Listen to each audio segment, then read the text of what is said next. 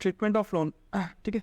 Loan taken from partner, partner से loan लिया तो वो क्या है, लाइबिलिटी फर्म लिया, ठीक है। If any loan is advance to the firm by any partner, such loan account is not transferred to realisation account, loan is directly paid. But if there is any shortage in capital account, then such loan is transferred to capital account of that partner. The following entries are passed depending on situation. When the loan is settled by cash या check, तो partners loan account debit हो जाएगा to cash या bank, ठीक है। और when the loan is not settled in cash by check but transferred to capital account of the partner, तो partners loan account to partners capital account हो जाएगा। For example के तौर पे मान लो सेकंड वाला कंडीशन में कब होगा कि कैपिटल अकाउंट में ट्रांसफर कर देगा। मान लो कि एक पार्टनर है, उसका कैपिटल है 50,000 का और वो लोन भी दे के रखा है, मान लो कि 20,000 का लोन भी दे के रखा फर्म को, ठीक है ना। तो जो वो पार्टनर है उसको 50,000 रुपया मिलेगा प्लस लोन का पैसा भी मिलेगा।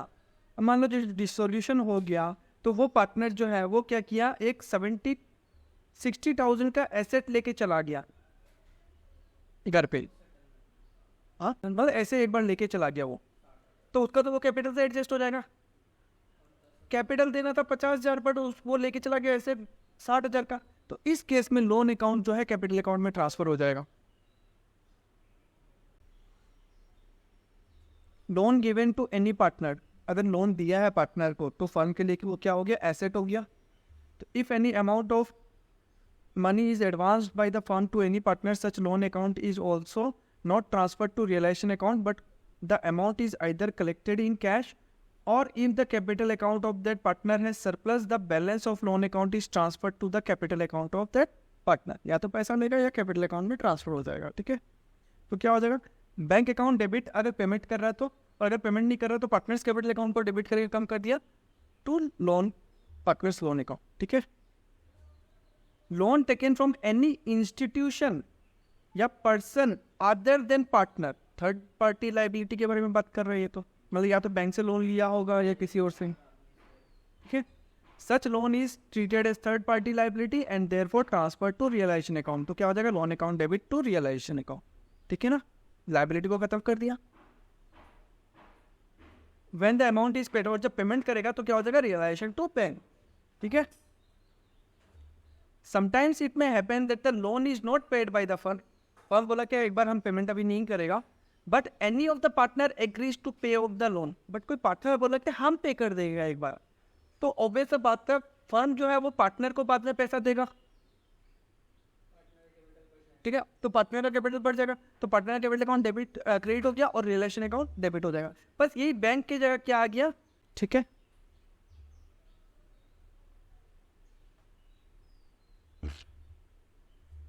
Sometimes it may happen that the person who has given the loan agrees to take over some assets in full settlement of his loan. In such case, no further entry will be passed for taking over the asset for settlement of the loan.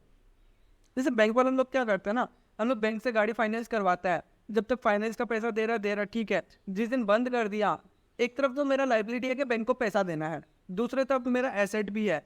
अगर वो bank मेरा asset उठा के चला जाएगा, हम तो कोई एंट्री नहीं करेगा उस केस में, मेरा वहाँ पे लाइबिलिटी भी पे ऑफ हो गया, मेरा वहाँ पे एसेट भी चला गया, ठीक है। However, if where the asset is taken over is a part settlement के हिसाब से ले रहा है, मतलब आधा, मतलब उसको लाइबिलिटी देना है 1,00,000 रुपया का, बट वो एसेट लेके गया 50,000 रुपया का, तो ये तो पार्ट सेटलमेंट हुआ ना उसका। तो where the asset is taken over as a part settlement of the loan, the following entry will be passed for making the payment of the remaining part. Remaining part का payment category क्या entry करेगा, realisation to bank, okay. बाकी 50,000 तो payment करना ही है ना, ठीक है। अच्छा, लोन दिया है किसी को, लोन दिया है तो वो लोन थर्ड पार्टी है, रियलाइजेशन में ट्रांसफर होगा एज एन एसेट, और जब पैसा मिलेगा, ठीक है, such loan is treated as an asset and therefore transfer to realisation account, the following entry is pass, realisation to loan, वो पास हो जाएगा। फिर जब मिलेगा उससे तो क्या एंट्री हो जाएगा, कैश या बैंक जैसे भी मिलेगा, टू रियलाइजेशन अकाउंट, ठीक है ना। A and B are partners in the firm. They share the profit and losses in the ratio 3:2. On 31st December, they decided to dissolve the firm. On the date the following balances appeared: loan advanced by A 25,000। कौन किसको loan दिया? ए दिया, firm को loan दिया, ठीक है ना। Loan advance to B कौन दिया है? फर्म दिया है बी को, ठीक है ना। Loan advance to C same वही, फर्म दिया है किसको? सी को। और लोन एडवांस बाई डी, तो डी दिया है फर्म, लोन फर्म को लोन। समझ गया? बस टू और बाई का फर्क है। In course of distribution the amount due to A against loan was paid by cheque, cheque से पेमेंट कर दिया, ठीक है ना। While the loan advance to B was adjusted to his capital account to his capital rupees 11,500 including interest, interest के साथ, ठीक है ना। अच्छा वहाँ पे डॉट होगा, यहाँ पे ना डॉट होगा, ठीक है ना। In course of dissolution, the amount due to A against loan was paid by check, while the loan advanced to B was adjusted to his capital. वो पूरा का पूरा B का कैपिटल से एडजस्ट हुआ। Rupees 11,500 including interest was paid to B in full settlement of the loan. मतलब 10,000 पाया था ना, उसको दिया कितना? 11,500, ठीक है ना, including interest. While C settled his loan account at par. At par मतलब जितना है उतना ही वैल्यू पे। पास journal entries in the books of the firm, ठीक है। तो पहले तो क्या है, लोन जो ए से जो लोन मिला था वो पेमेंट कर दिया, पेमेंट कर दिया तो बैंक अकाउंट अपना क्रेडिट होगा। तो जो ए को जो लोन है वो तो रियलाइजेशन अकाउंट में ट्रांसफर होगा नहीं, ठीक है ना। तो कैसे डायरेक्ट पेमेंट कर दिया उसको, तो loan account, loan from A account debit, ये लाइबिलिटी को खत्म कर दिया टू बैंक अकाउंट, ठीक है। नेक्स्ट क्या बोला कि फर्म जो बी को लोन दिया है वो उसको कैपिटल अकाउंट में ट्रांसफर कर दिया, ठीक है। तो B's capital account debit to loan to B, ठीक है, उसका कैपिटल अकाउंट में चला गया। Loan advance to C, C को लोन दिया है तो वो क्या है, while C's loan was settled at par, तो सी से हम लोग को पैसा मिल गया है, तो सी का क्या आएगा? हाँ, तो सी का क्या है, सी को रियलाइजेशन अकाउंट में ट्रांसफर किया, रियलाइजेशन टू लोन फ्रॉम सी, ठीक है। एसेट था, सी से पैसा पा रहा था, फिर उसके बाद जब पैसा मिल जाएगा तो कितना आ जाएगा? बैंक अकाउंट टू रियलाइजेशन, ठीक है। फिर उसके बाद डी का क्या है, डी को कितना दे दिया? 11,500 दे दिया, ठीक है, 1,500 रुपया इंटरेस्ट का। तो पहले तो उसका जो लोन अकाउंट है वो रियलाइजेशन अकाउंट में ट्रांसफर किया, ठीक है ना। जो लाइबिलिटी है उसको खत्म कर दिया, रियलाइजेशन अकाउंट में आ गया। और फिर उसके बाद पैसा कितना मिला? रियलाइजेशन कितना पेमेंट किया? Realisation to cash 11,500। इंटरेस्ट का एंट्री नहीं करेगा, वो डायरेक्ट जो है 1,500 रुपया लॉ ऑफ कैपिटल में बुक हो जाएगा, ठीक है। Pass the necessary journal entries for the following transaction on the dissolution of the firms James and Heather, who were sharing profit and losses in the ratio 2:1. Various assets other than cash and bank balance and outside liabilities has been transferred to realization account. James agreed to pay off his brother's loan rupees 10,000.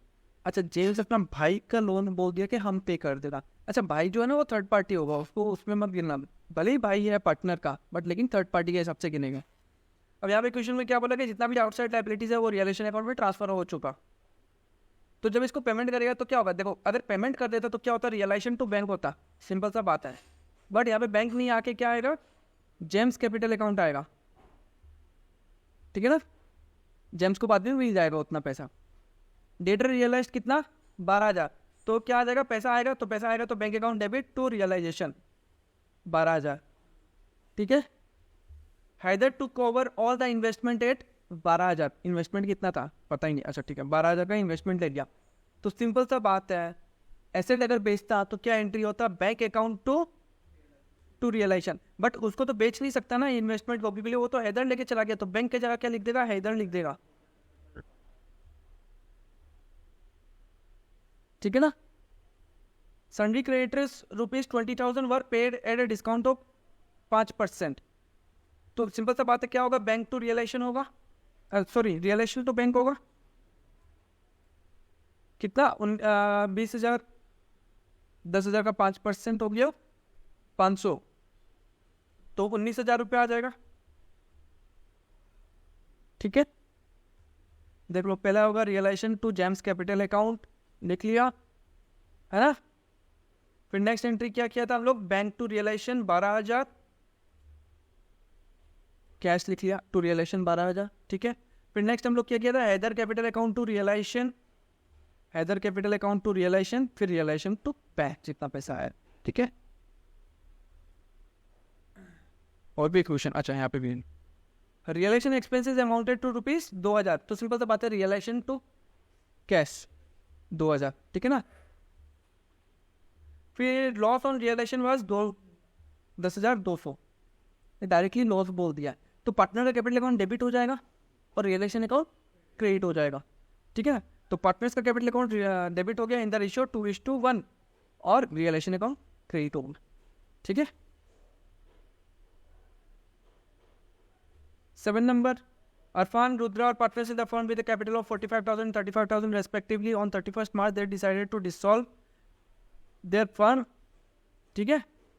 On that date, sundry debtors were 25,000. Loan from Rudra, a partner, was 10,000 cash in hand, 1,000 cash at bank, 4,000 sundry asset, 1,10,000 and asset realized 90,000. Asset in the result with amount of realization of asset and liabilities without preparing realization account. Realisation से कितना पैसा आएगा, simple सा बात है, देखो कितना asset है, वैल्यू ऑफ सन्ड्री एसेट कितना है, 1,10,000। कहाँ 1,10,000 है, ये रहा 1,10,000, ठीक है। कैश इन हैंड को तो ट्रांसफर नहीं करेगा, कैश एट बैंक को ट्रांसफर नहीं करेगा, है ना। लोन फ्रॉम रुद्रा जो है वो लाइबिलिटी है, सन्ड्री क्रेडिटर्स जो है वो लाइबिलिटी है, तो 1,10,000 है, उसका पैसा कितना आया 90,000।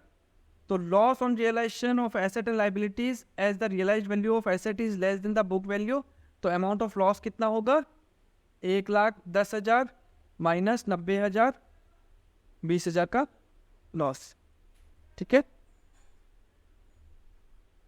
A, B partners sharing profit and losses equally. Firm dissolved on 15th March 2021, which resulted in a loss of 30,000. On the date, the capital of A showed a credit balance of 20,000 and that of B showed a credit balance of 30,000.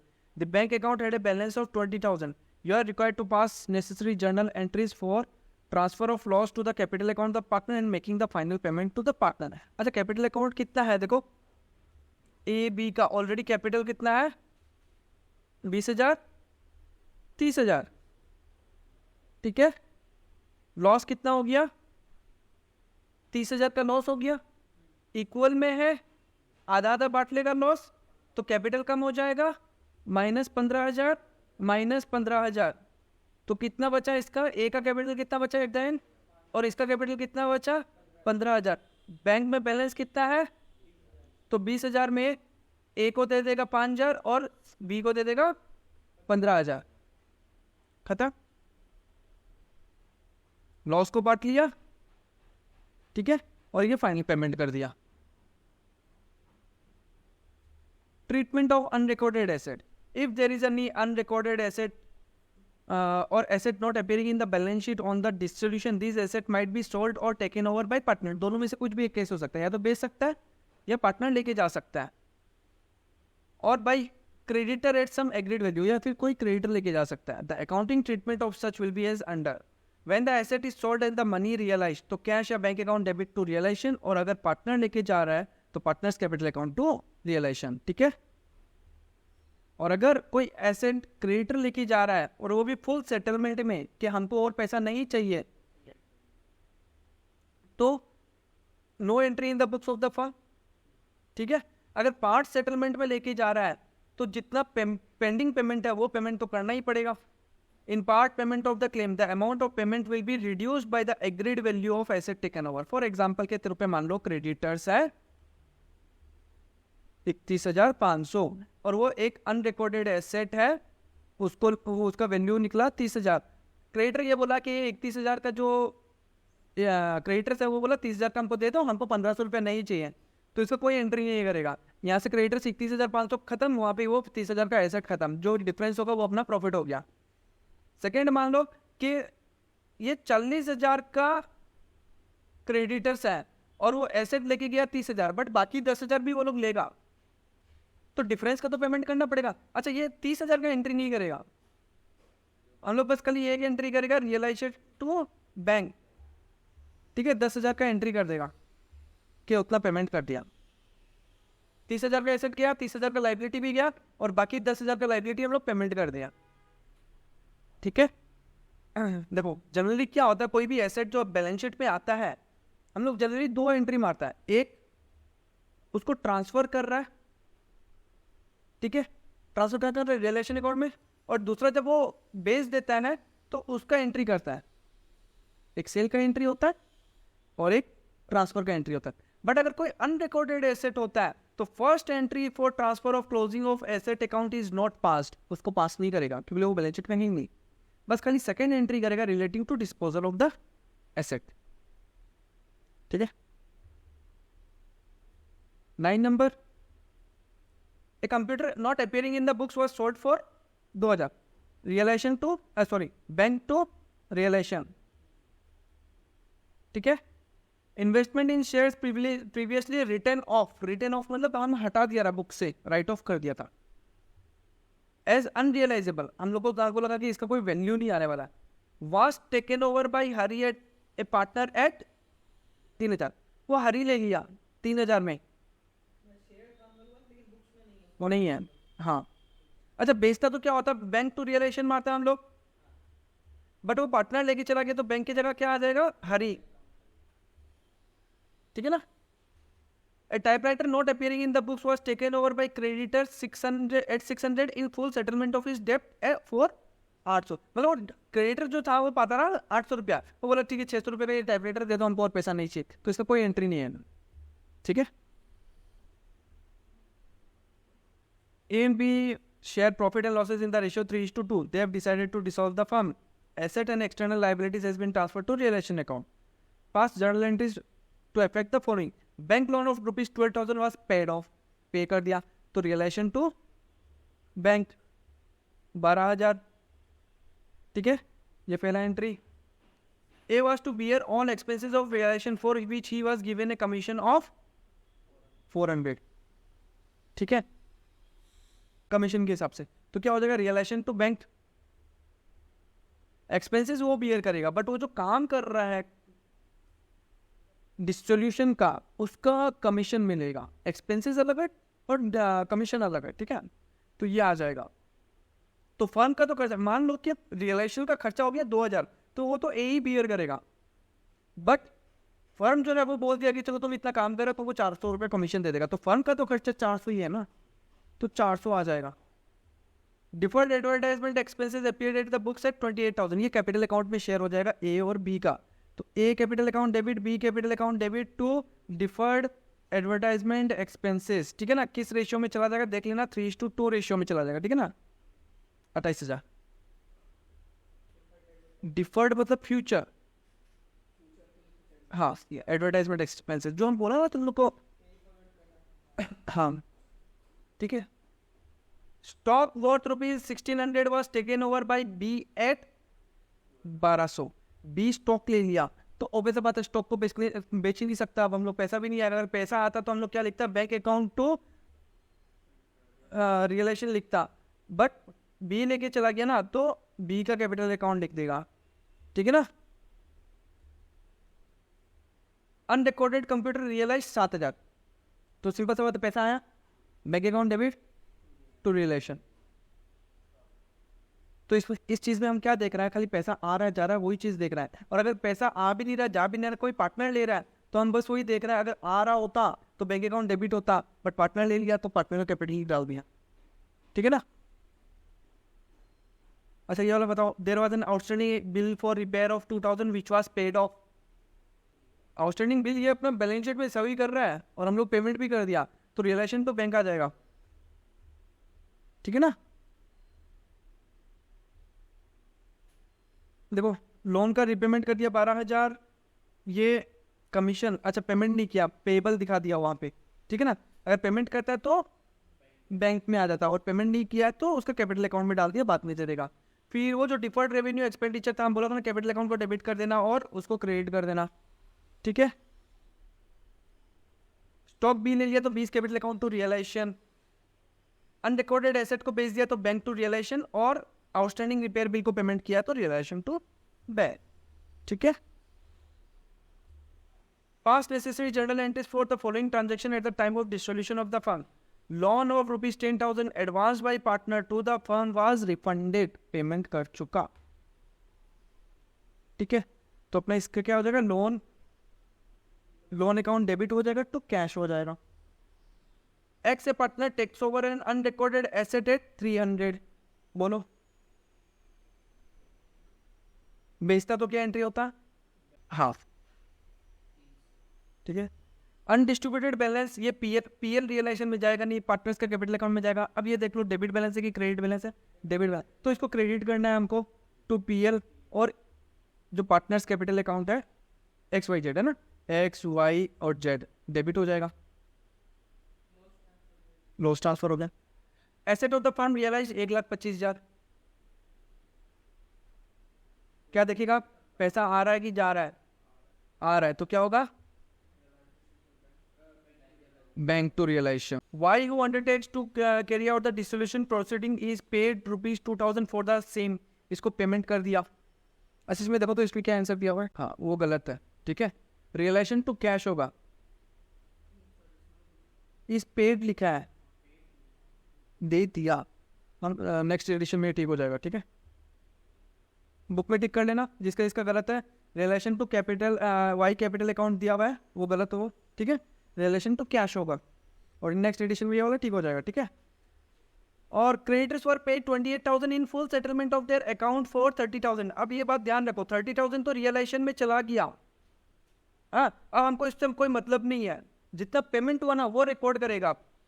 कितना payment हुआ, 28,000, तो क्या entry होगा, realisation to bank. ठीक है, 28,000, तो ठीक है, देख लेगा तुम लोग, ये गलत है, यहाँ पे वाई कैपिटल नहीं होगा, बैंक कैश होगा। हाँ,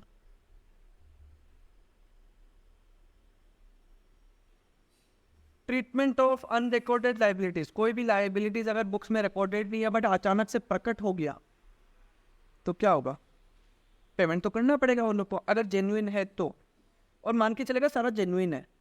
ठीक है, तो if there is any unrecorded liabilities or liabilities not appearing in the balance sheet on dissolution, this liabilities may be either paid off by the firm or any of the partner may agree to discharge the same on behalf of the firm।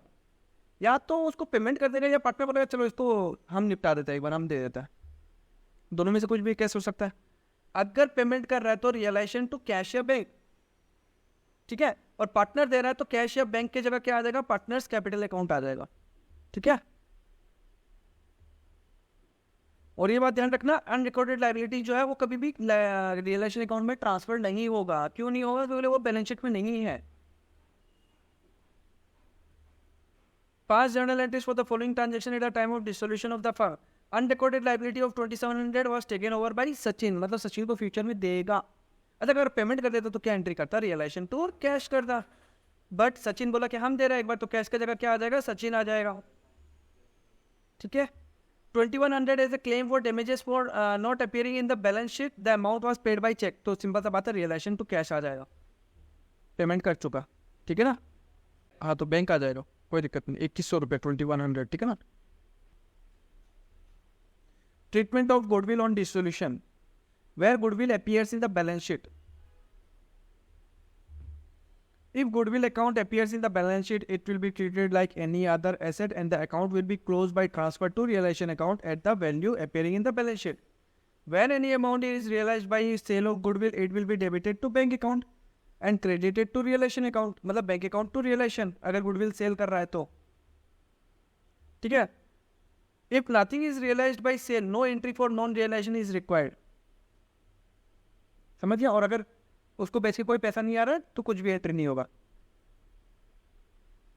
लोगे समझ गया, ठीक है ना। अब तुम लोग सोच रहा होगा कि गुडविल को बेच कैसे सकता है, गुडविल को बेच कैसे सकता है, पैसा कैसे आएगा उसको बेचने से, नाम खरीद रहा है ना, हाँ ठीक है, वही सेम नाम से कंटिन्यू करो, बट ओल्ड पार्टनर जो वो हट गया, कोई नया मालिक आ गया, वो प्रोप्राइटर भी हो सकता है, पार्टनर भी हो सकता है। ठीक है, तो जो गुडविल है बैलेंस शीट में जो दिखा रहा है, तो बैलेंस शीट में दिखा रहा है तो डेबिट बैलेंस दिखा रहा है, उसको क्रेडिट करके खत्म करेगा और रियलाइजेशन अकाउंट को डेबिट करेगा। और अगर पैसा आ रहा है, बेच दिया, पैसा आ रहा है तो बैंक टू रियलाइजेशन। और goodwill taken over by partner, अगर पार्टनर लेके चला जाता है, चलो पार्टनर बोलते कि चलो बंद कर दो, ये फर्म हम लेगा, हम अकेला चलाएगा, तो नाम वही यूज कर रहा है, तो बैंक अकाउंट की जगह क्या आ जाएगा, partners capital account to realisation. और अगर कुछ भी पैसा नहीं आ रहा तो कोई एंट्री नहीं होगा।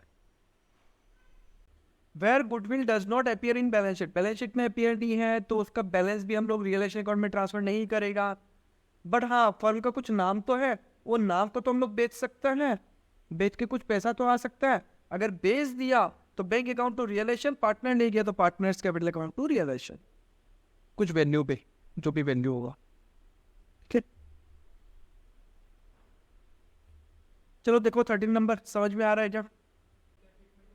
अगर अपीयर नहीं करता है तो वो रियलाइजेशन में जाएगा ही नहीं, ठीक है। बट उसको बेच भी सकता है, नाम को तो बेच ही सकता है ना। जैसे तुम लोग का क्या नाम है दुकान का? साई मोटर्स में क्या है? इनको क्या है? श्री साई जो है।